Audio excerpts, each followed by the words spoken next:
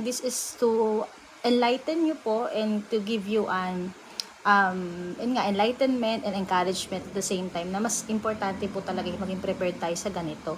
So, hello po sa mga nagjo-join. Good afternoon po. Ayan, salamat po sa time nyo. So, sa mga nag-join po, kung meron po kayo, kung wala pa po kayong St. Peter Life Plan, this is the perfect opportunity, maybe inalaw po na makapasok kayo sa, makita nyo po itong live na to for you to be informed about this kind of life plan or insurance plan. So, explain ko po, our expert ang tagline ng St. Peter. So, sa St. Peter po ay matagal na siya. So, marami na po ang meron ng gantong plan, aware po sila about St. Peter, narinig niyo po ito, di ba? Marami ring, may mga chapels din po yan. So, before tayo pumunta doon, explain ko po. So, ang St. Peter, actually ako po plan holder din ako. Naging plan holder ako since 2019. And nag-try din po ako maging agent. Actually, this is a blessing po for me from the Lord. Kasi ito lang po yung bumuhay sa akin noon.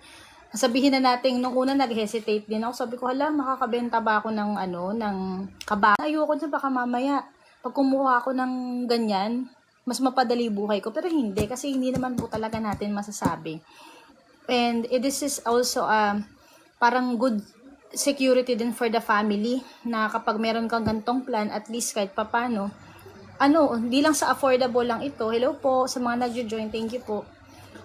This is the perfect opportunity for you na at least wala na silang intindihin pa when the time comes talaga na hindi natin masabi yung buhay natin. Na halimbawa mawala tayo, wala silang intindihin kasi meron na tayong ganito. So, ayan po. So, ayan, sabi nga, this is a fiber tayo sa ganito. So, hello po sa mga nagjo-join. Good afternoon po. Ayan, salamat po sa time nyo. So, sa mga nag-join po, kung meron po kayo, kung wala pa po kayong St. Peter Life Plan, this is the perfect opportunity, maybe inalaw po na makapasok kayo sa, makita nyo po itong live itong plan, aware po sila about St. Peter, narinig nyo po ito, di ba? Marami ring, may mga chapels din po yan. So, before tayo pumunta doon, explain ko po. So, ang St. Peter, actually ako po plan holder din ako. Naging plan holder ako since 2019. And nag-try din po ako maging agent. Actually, this is a blessing po. Parang good security din for the family na kapag meron kang gantong plan, at least kahit papano, hindi lang sa affordable lang ito. Hello po sa mga nagjo-join, thank you po. This is the perfect opportunity for you na at least wala na silang intindihin pa when the time comes talaga na hindi natin okay lang.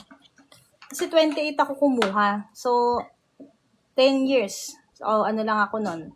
Ang insurance ko hanggang 2029. Yan. So, fully paid na ako 2024. Meron pa akong grace period na hanggang 2029. Goodwill period siya. So, kahit fully paid na ako, halimbawa man, na knock on wood, may mangyari sa akin, kunin ako ni Lord. Hanggang 2020 na insured ako. So, subject ako dito sa cash benefit yung aking family.